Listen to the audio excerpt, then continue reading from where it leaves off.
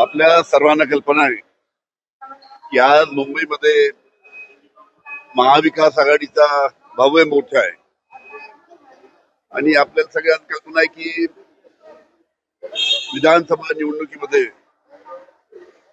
ज्या पद्धतीनं मोठ्या प्रमाणात ईव्हीएमच्या माध्यमातून घोटाळे झालेत, त्याचबरोबर मतचोरी झाली, मतदार याद्यामध्ये अनेक त्रुटी आहेत, घोळ आहेत. एका घरामध्ये 130 लोक आहेत.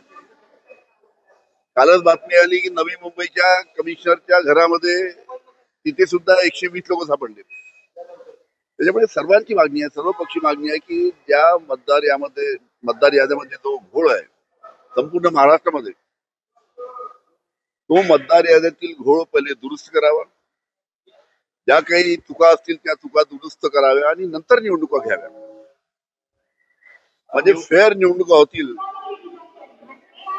कारण की अशा मतदार याद्यामध्ये घोळ असताना जर निवडणुका घेतल्या तर हे निवडणुकीच्या दृष्टीने योग्य नाही, लोकशाहीच्या दृष्टीने योग्य नाही. आणि म्हणून मतदार याद्यातील सर्व चुका दुरुस्त करून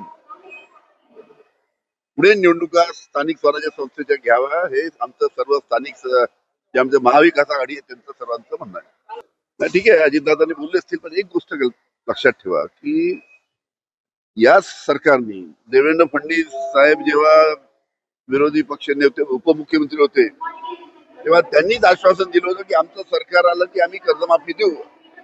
आता महाराष्ट्रातील शेतकऱ्यांचं एकच म्हणणं आहे की तुम्ही स्वतः जे आश्वासन दिलं होतं ते पूर्ण करा. तुमचं सरकार आलंय, तुम्हीच मुख्यमंत्री झालात, त्याच्यामुळे दिलेलं आश्वासन पूर्ण करावं. कारण की शेतकरी आज अतिशय अडचणीत आहे.